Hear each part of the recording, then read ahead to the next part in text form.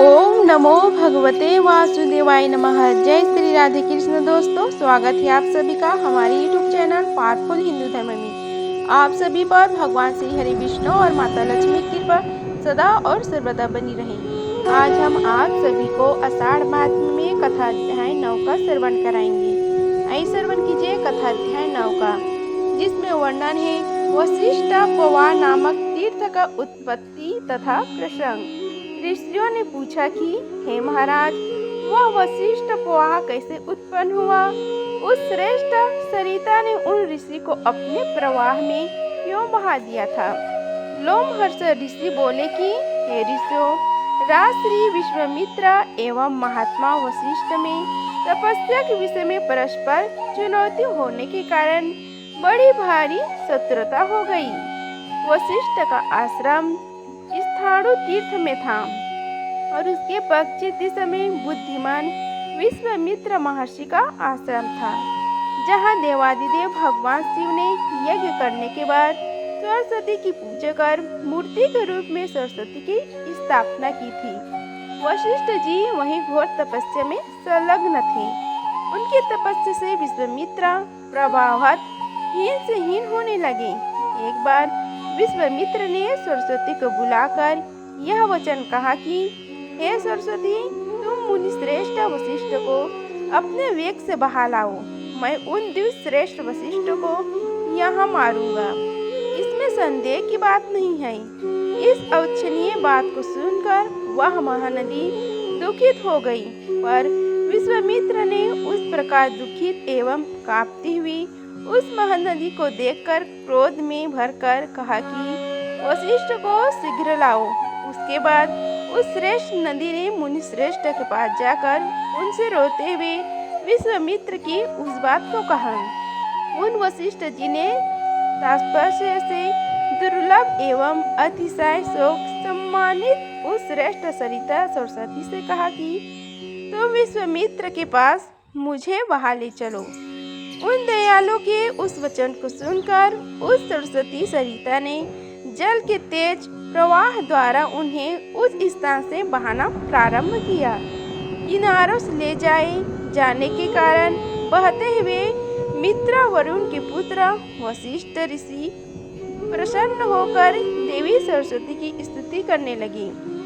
हे सरस्वती, आप ब्रह्म के सरोवर से निकली हैं। आपने अपने उत्तम जल से समस्त जगत को व्याप्त कर दिया है। आप ही आकाश गामिनी देवी हैं और मेघों में जल को उत्पन्न करती हैं। आप ही सभी जलों के रूप में वर्तमान हैं। आपकी शक्ति से हम लोग अध्ययन करते हैं। आप ही पुष्टि, धृति, कीर्ति, सिद्धि, कांति, क्षमा, स्वधा, स्वाहा तथा सरस्वती हैं।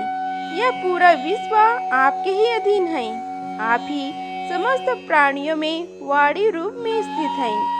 वशिष्ठ जी ने भगवती सरस्वती की इस प्रकार स्तुति की और सरस्वती नदी ने उन विप्रदेव को विश्वामित्र के आश्रम में सुखपूर्वक पहुंचा दिया और खिन्न होकर उन मुनि को विश्वामित्र के लिए निवेदित कर दिया। इसके बाद सरस्वती द्वारा बहा कर लाए गए वशिष्ठ देखकर विश्वामित्र क्रोध से भर गए और वशिष्ठ का अंत करने वाला शस्त्र ढूंढने लगे। उन्हें क्रोध से भरा हुआ देखकर ब्रह्महत्या के भय से डरती हुई वह सरस्वती नदी गाधी पुत्र विश्वामित्र को वंचित कर दोनों की बातों का पालन करते हुए उन वशिष्ठ को जल में पुनः बहा ले गई। उसके बाद ऋषि प्रवर वशिष्ठ को अपवाहित होते देखकर महातपस्वी विश्वामित्र नेत्र क्रोध से लाल हो गए। फिर विश्वामित्र ने कहा कि ओ श्रेष्ठ नदी, यतः तुम मुझे वंचित कर चली गई हो।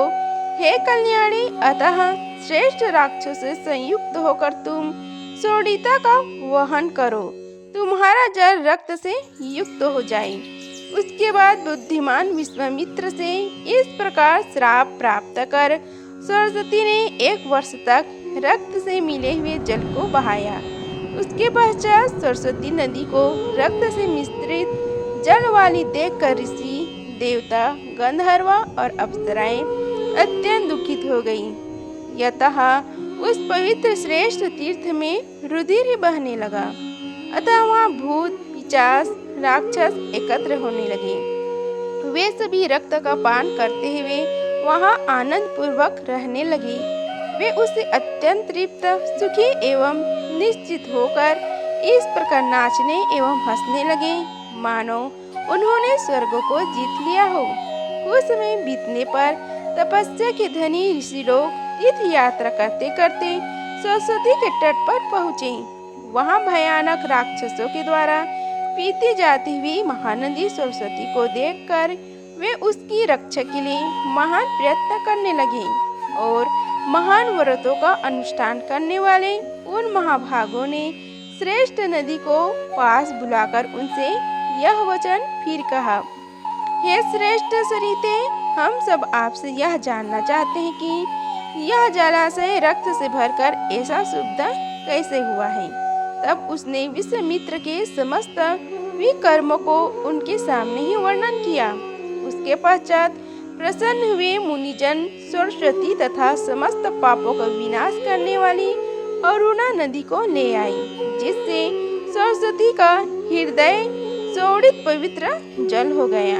पर सरस्वती के जल को इस प्रकार शुद्ध हुआ देखकर राक्षस बहुत दुखित हो गए। वे दीनता पूर्वक उन सभी मुनियों से बार बार कहने लगे कि हम सभी सदा भूखे एवं धर्म से रहित रहते हैं। हम अपनी इच्छा से पाप कर्म करने वाले पापी नहीं बने हुए हैं, अपितु आप लोगों की अकृपा एवं अशोभन कर्मों से ही हमारा पक्ष बढ़ता रहता है, क्योंकि हम सभी ब्रह्म राक्षस हैं। इसी प्रकार जो क्षत्रिय, वैश्य, शूद्र, ब्राह्मणों से द्वेष करते हैं, वे ऐसे ही विकर्म करने के कारण राक्षस हो जाते हैं। पापनी स्त्रियों के योनि दोष से हमारी यह संतति बढ़ती रहती है। यह हमारी प्राचीन गति है। आप लोग लोगों का उद्धार करने में सामर्थ्य हैं। लोमहर्ष ऋषि कहते हैं कि हे द्विजो, वे कृपालु मुनि उन सदा किरीटी ब्रह्म राक्षस के इन वचनों को सुनकर बहुत दुखी हुए और परस्पर परामर्श कर उनसे बोले, हे ब्राह्म राक्षसों, छींक तथा कीट के संसर्ग से दूषित उच्छिष्ट भोजन, गैस युक्त तिरस्कृत एवं श्वास वायु से दूषित अन्न तुम राक्षसों का भाग होगा। पुनः लोमहर्ष ऋषि बोले, हे ऋषियों, इसको जानकर विद्वान पुरुष को चाहिए कि इस प्रकार अन्नों का त्याग दे। इस प्रकार अन्न खाने वाला व्यक्ति राक्षसों का भाग खाता है। उन तपोधर ऋषियों ने उस तीर्थ को शुद्ध कर उन राक्षसों की मुक्ति के लिए वहाँ एक संगम की रचना की। उसका फल इस प्रकार लोक प्रसिद्ध अरुणा और सरस्वती के संगम में 3 दिनों तक व्रत पूर्वक स्नान करने वाला व्यक्ति सभी पापों से मुक्त हो जाता है। आगे भी घोर कलयुग आने पर तथा अधर्म का अधिक प्रसार हो जाने पर मनुष्य अरुणा के संगम में स्नान करके मुक्ति प्राप्त कर लेंगे। इसको सुनने के बाद उन सभी राक्षसों ने उसमें स्नान किया और वे निष्पाप हो गए तथा दिव्य माला और वस्त्र धारण कर स्वर्ग में विराजने लगी। इस प्रकार आषाढ़ महात्म्य में कथा अध्याय 9 का समाप्त हुआ। बोलो श्री हरि भगवान विष्णु की जय। अगर आप सभी को यह वीडियो अच्छी लगी होगी तो वीडियो को लाइक कीजिए, चैनल को सब्सक्राइब कीजिए और कमेंट बॉक्स में जय श्री हरि लिखिए। धन्यवाद। मिलते हैं अगले वीडियो में, तब तक के लिए जय श्री राधे कृष्ण।